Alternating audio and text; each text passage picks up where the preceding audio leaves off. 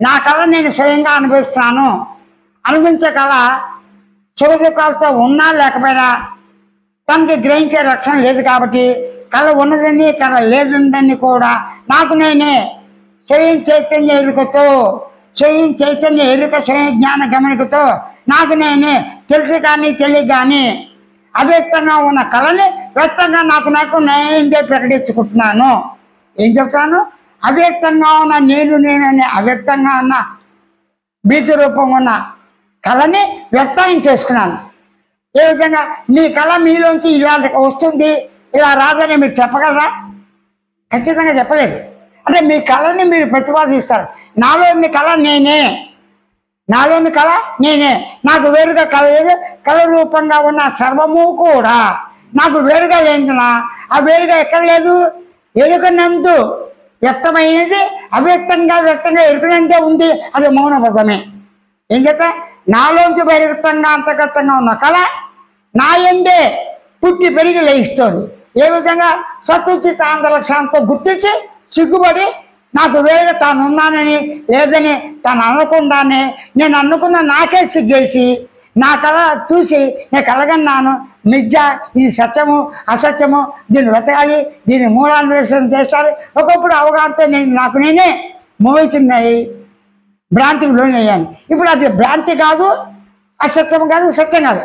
నా కళ నా ఎందు లేకుండా ఎలా వ్యక్తమైంది? మీరు ప్రశ్నించుకోండి.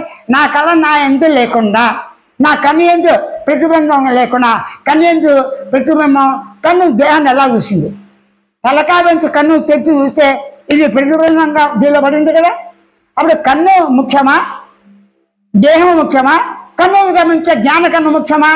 అంటే జ్ఞాన స్వయం జ్ఞానంతో, స్వయం జ్ఞానం అనే కన్నుతో, స్వయం ఎరుక అనే కన్నుతో, స్వయం గమనికనే సాక్షిత్వంతో, స్వయం స్మృతి అనే ఎరుకనందు వ్యక్తావ్యక్తంగా బహిర్గతమైన ఈ సర్వము కళతో సహా మిథ్య కల్పితంగా అట్లుండుటే స్వయం దర్శనం.